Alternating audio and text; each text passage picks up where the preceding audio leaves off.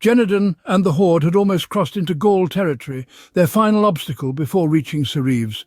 They had successfully destroyed or bypassed the considerable Triarch forces they had encountered after breaching the Miranian border. Triarch was a strong triple alliance of minor nations that somehow held out against vastly superior numbers. In this instance, however, many sleek, technologically superior, forward-swept winged fighter aircraft of the Triarch Air Guard were now fiercely burning wrecks on the ground.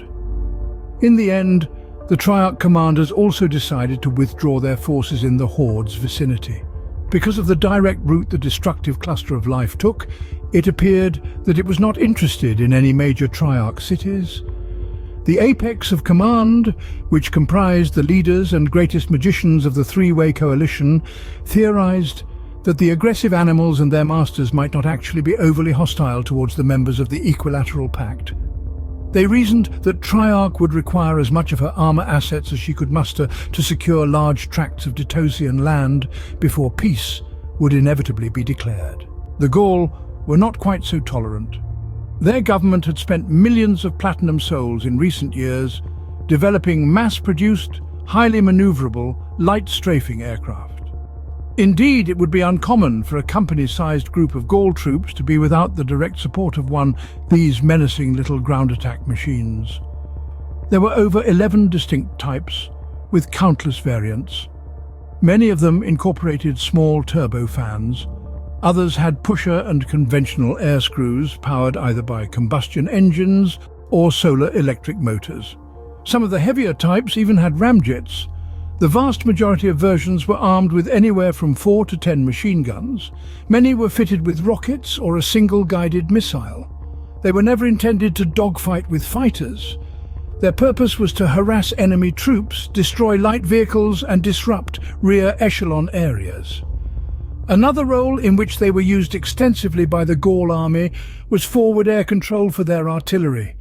The Ghaul leadership was determined that they would defend their soil with every available resource.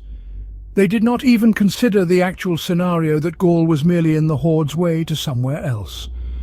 In part, this was due to their arrogant nature. From all over the sprawling nation of Ghaul, masses of small, maneuverable but flimsy aircraft rose into the foggy lower atmosphere and engaged the giant swarm of Pteranodon.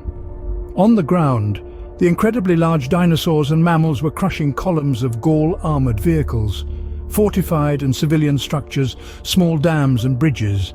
There were casualties on both sides, but it was patently obvious that the mass of creatures was winning overwhelmingly.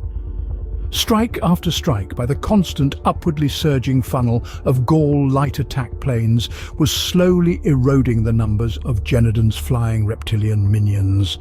Most of the speeding little war machines would only down 1 or 2, if any, of the beasts before being smashed into showering fragments and larger, irregularly shaped pieces by sharp, elongated beaks and strong-tempered claws. They would then obviously stall in flight, thereby slipping into an unavoidable and direct collision course with the ground.